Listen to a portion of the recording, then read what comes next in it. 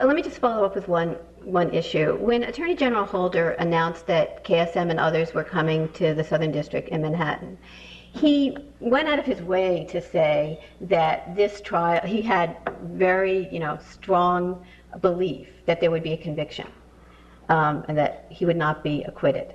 Right. And there's been a lot of, I don't know if it's, under the table or over the table conversation about, well, what if he were acquitted?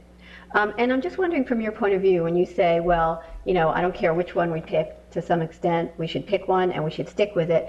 Does that come into your figuring? Do you think that there is just as much a chance of conviction in a federal court and of a fair trial in a federal court as there is in a military commission? I think you could have a fair trial in either forum. To me, one of the many frustrating things that I encountered, is, I think Josh mentioned, there were 3 people that were waterboarded, including Khalid Sheikh Mohammed.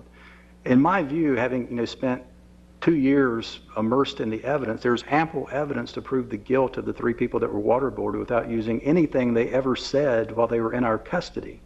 So this whole push to try to introduce that evidence, in my view, was totally unnecessary. And we could have the trial without using that evidence and I believe secure a conviction. I also believe, if you accept that this is war, and it's probably in a popular view, but if they're acquitted, as long as they're still an enemy combatant, they can still be detained to keep them off the battlefield. So an acquittal doesn't mean that give him a bus ticket to go wherever he wants. Okay, Anthony, you're going to have to wrap up. And I would like you to talk a little bit about how you see the politics in Washington and whether this is a substantive issue anymore or whether it's really become such a political football that it's out of our hands. Well, I think it has become a political football, but I think the implications of this football game are very serious for substantive reasons for rule of law and the justice system in America. And I'll just start out by saying, first, I appreciate Karen's great work and research. It's always, those of us who are the advocates, we have to rely upon individuals who will look at the facts and scrub them.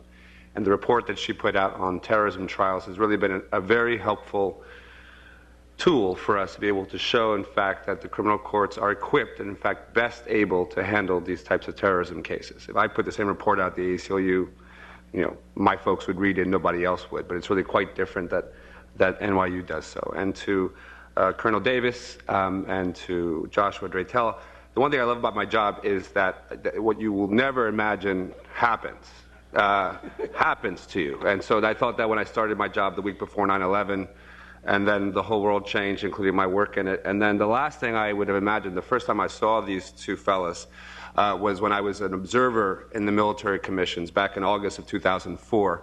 I'd finally been allowed access to the military commissions down at Guantanamo. And I wandered the base for about an hour before the DOD personnel found me. They were all having a nervous breakdown because the head of the ACLU was wandering the secure base of Gitmo looking for a place to stay until they found me. And it was a great article that probably gave Cheney a heart attack when it ran on a reporter's notebook in the Washington Post. And I saw both of these guys in action, and one of the last things I would have ever imagined then, back from 2004 till now, is that we'd end up agreeing on as much as we are. So it's always a live and learn process. What has played out has been a complete capitulation of what are clear promises that the president made, as Colonel Davis laid out, and a possible reversal of the Attorney General that would be catastrophic for that Justice Department, ways I'll enumerate in a moment. And it's all politics. It's all politics all the time. It's that they have fumbled the ball in terms of how they were going to announce and deal with the New York venue. The Justice Department screwed it up, quite frankly. Phone calls were not made to the mayor or the relevant senators or members of the House, who were gracious enough to acquiesce that morning, but then as they began to see some of the dust up in New York, they didn't have much buy-in to a decision that was forced upon them. And it was, frankly, mishandling of the Justice Department, of how they were going to reach out to constituents in this city that could have been handled much better.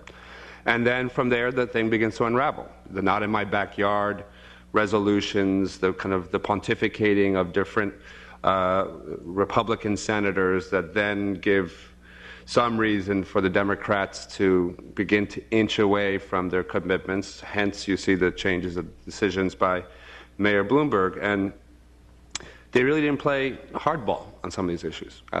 Ray Kelly saying that these trials are going to cost $200 million a year. Who rebutted the fact that that number is absolutely outrageous? You know, as I understand it, and there might be others in this room who know much more, I know some notable members of the law enforcement community are here. I've been told that the full police department budget for all of our 40,000 police officers annually is up $1.2 billion. So how can this police commissioner get out there and assert these numbers without anyone saying, show me the numbers? How do you calculate that? What's it actually going to be? Where was the response to these local officials and local citizens about the shutting down of Lower Manhattan? And I don't know how many of them have walked through the federal court system down in Foley Square. It's a barricaded part of the city already. It is, God help you, if you have to get through there during a traffic time. And so a lot of hyperbole played out in a way that really let the ball get away from the Justice Department. Now, enough of the commentary. Let me tell you what I think the realpolitik is of such a decision to reverse this course. Leaving aside the civil liberties principles, which are near and dear to my heart, but you take the principles and you play politics. So obviously the biggest concern we have is that the military commissions are an inferior form of justice, just as Joshua laid out, and that we should never use an inferior system of justice to adjudicate some of the most notorious criminal defendants in modern history that will rival the trials of the Rosenbergs. And so if you use a second-class system to achieve an outcome, you forever have that outcome in doubt. But what's the realpolitik? If the West Wing reverses Holder and even forces him to do a Saul to Damascus speech, which is what is speculated, that the Attorney General himself will not allow the Ron Emanuels of the White House to reverse him. He's going to take it on the chin and say, I've changed my mind. It shows such a politicization of the Justice Department that reeks back to the Gonzales and Mukasey years. And part of what we've been trying to get out from under is the idea that people in DOJ are taking their orders from someone else on Pennsylvania Avenue. And the demoralization of people who talk to me in DOJ, it's amazing the leaks in this administration, because they're demoralized. People within government talk to the likes of me because they're fed up by the fact that they can't get the job done. And that's likely to get even worse and continue as they go forward. The other reason why it won't work, the realpolitik, and I think Josh and Mo Davis have said this, although Mo perhaps is a bit more optimistic. My mind is that the military commissions are never going to work. They're never going to work. I don't like predicting, but on this one I will predict. You know, the record of thousands versus 3 convictions, the lack of rules, the inadequate resources that are down there. For having sat in those military commissions probably about a dozen times, from the first round of the convictions to the one I was just down there in January right before the president signed his executive order, it's a complete and utter joke. You know, the rules, lawyers stand up, they're making motions, cross motions. A judge in the courtroom where I was there said that this was a learning experience on capital cases for the most notorious criminals, and we're calling it a learning experience. In God we trust in the background. It's absurd. The translations, I don't speak Arabic, I speak Spanish, English a little bit. You hear perfect full paragraphs of flowing Arabic with lots of passion.